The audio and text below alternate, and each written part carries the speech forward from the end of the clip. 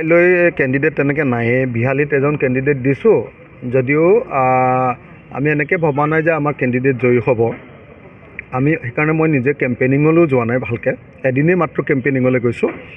আমি আশা কৰি আছোঁ যে কংগ্ৰেছে কাইলৈ উপ নিৰ্বাচনৰ 5খন আসনৰ ভিতৰত 5খনেই পাব আৰু বিজেপি হাৰিব আমি যদি কংগ্ৰেছৰ লগত একেলগে খেলিলোহেঁতেন আমি 4খন আসন পালোহেঁতেন কংগ্ৰেছে তাতকৈও ভাল কৰিবৰ কাৰণে আমাৰ লগত নেখেলি অকলে খেলিছে নিশ্চয় 5খনৰ ভিতৰত কাইলৈ 5খনেই পাব বুলি আমি আশা কৰিছোঁ সেইকাৰণে আৰু আশা কৰোঁ যে কংগ্ৰেছে কাইলৈ 5খনৰ ভিতৰত 5খন পাব আৰু কাইলৈ কংগ্ৰেছে বিজেপিক নিশ্চয় পৰাভূত কৰিব পাৰিব মই আজিৰ দিনটোত আমাৰ একালৰ বন্ধু কংগ্ৰেছ দলক আজিৰ দিনটোত কাইলৈ উপসভা নিৰ্বাচনৰ ভোট গণনাৰ কাৰণে ফলাফলৰ কাৰণে শুভেচ্ছা জ্ঞাপন কৰিলোঁ মানে পঞ্চায়ত নিৰ্বাচনত আমি সকলো বিৰোধী দলে ঐক্যবদ্ধভাৱে খেলিব লাগে কংগ্ৰেছে অহংকাৰ কৰিছে কংগ্ৰেছে ফালৰি কাটি গৈছে কংগ্ৰেছে অকলশৰীয়াকৈ খেলিবলৈ গৈছে এইটোৰ জৰিয়তে কেতিয়াও এটা শাসক দলক পঞ্চায়ত নিৰ্বাচনত হৰুৱাটো সম্ভৱ নহ'ব সেইকাৰণে মই ভাবোঁ যে 2026 চনৰ কাৰণে আমি ভেটি ৰচনা কৰিবৰ কাৰণে আৰু 2026 চনত যাতে আমি বিজেপিক সঁচাকৈ অসমৰ ৰাজনীতিৰ পৰা বিদায় দিব পাৰোঁ হিমন্ত বিশ্ব শৰ্মা আৰু বদৰুদ্দিন আজমল দুইজনকে যাতে ব্ৰহ্মপুত্ৰত দলিয়াই দিব পাৰোঁ চকী টকী দুজন সাম্প্ৰদায়িক নেতাক যাতে অসমৰ ৰাজনীতিৰ পৰা বিদায় দিব পাৰোঁ তাৰ কাৰণে পঞ্চায়ত নিৰ্বাচনতো আমি সকলো বিৰোধী দলে একেলগে খেলিব লাগে আৰু 2026 চনৰ বিধানসভা নিৰ্বাচনটো আমি একেলগে খেলিব লাগে আমি একেলগে খেলাৰ পক্ষত কংগ্ৰেছে যদি অহংকাৰ কৰে তেতিয়াহ'লে বেলেগ কথা নহ'লে আমি চবেই একেলগে খেলিম মানে তিনি গগৈটো একলগ হৈছিলোৱে কিন্তু গৌৰৱে বহুত বেছি অহংকাৰ কৰি দিলে গৌৰৱ আমাৰ আটাইকেইটাৰ ভিতৰত আটাইতকৈ সৰু গৌৰৱক আমি মৰম কৰি আগলৈ আগবঢ়াই দিছিলোঁ ভাবিছিলোঁ যে গৌৰৱকে আমি মুখ্যমন্ত্ৰী পাতিম কিন্তু গৌৰৱে এইবাৰ একদম বেছি উৎসাহী হৈ আগতেই অকলশৰীয়াকৈ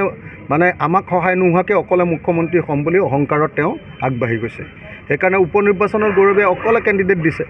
বিহালীত আমাক খেদি লৈ অকলে কেণ্ডিডেট দিছে গতিকে কাইলৈ গৌৰৱ গগৈৰ কাৰণে আমি শুভেচ্ছা জনাইছোঁ তেওঁ বিহালীত জয়ী হওক আৰু কংগ্ৰেছে আন 4টাতে জিকি মুঠতে 5টাতে জয়ী হওক আৰু বিজেপিক পৰাভূত কৰক কাইলৈ কেণ্ডিডেট তেনেকৈ নাহে বিহালীত এজন কেণ্ডিডেট দিছোঁ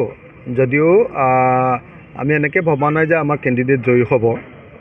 আমি সেইকাৰণে মই নিজে কেম্পেইনিঙলৈও যোৱা নাই ভালকৈ এদিনেই মাত্ৰ কেম্পেইনিঙলৈ গৈছোঁ আমি আশা কৰি আছোঁ যে কংগ্ৰেছে কাইলৈ উপ নিৰ্বাচনৰ 5খন আসনৰ ভিতৰত 5খনেই পাব আৰু বিজেপি হাৰিব আমি যদি কংগ্ৰেছৰ লগত একেলগে খেলিলোহেঁতেন আমি 4খন আসন পালোহেঁতেন কংগ্ৰেছে তাতকৈও ভাল কৰিবৰ কাৰণে আমাৰ লগত নেখেলি অকলে খেলিছে নিশ্চয় 5খনৰ ভিতৰত কাইলৈ 5খনেই পাব বুলি আমি আশা কৰিছোঁ সেইকাৰণে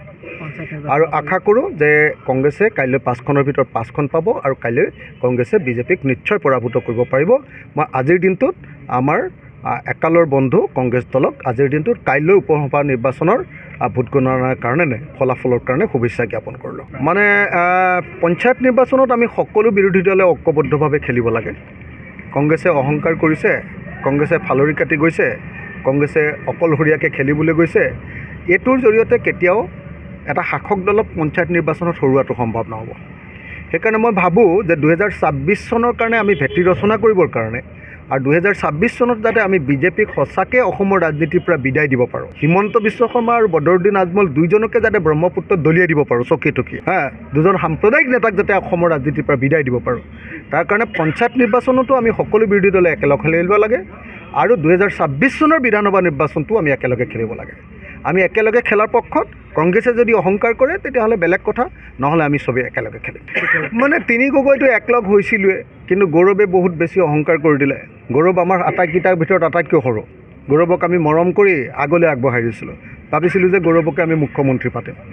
কিন্তু গৌৰৱে এইবাৰ একদম বেছি উৎসাহী হৈ আগতেই অকলশৰীয়াকৈ মানে আমাক সহায় নোহোৱাকৈ অকলে মুখ্যমন্ত্ৰী হ'ম বুলি অহংকাৰত তেওঁ আগবাঢ়ি গৈছে সেইকাৰণে উপ নিৰ্বাচনৰ গৌৰৱে অকলে কেণ্ডিডেট দিছে বিহালীত আমাক খেদি লৈ অকলে কেণ্ডিডেট দিছে গতিকে কাইলৈ গৌৰৱ গগৈৰ কাৰণে আমি শুভেচ্ছা জনাইছোঁ তেওঁ বিহালীত জয়ী হওক আৰু কংগ্ৰেছে আন 4টাতে জিকি মুঠতে 5টাতে জয়ী হওক আৰু বিজেপিক পৰাভূত কৰক যিকোনো খবৰৰ বাবে যোগাযোগ কৰক 7090173330 অথবা 7099017990 নম্বৰত।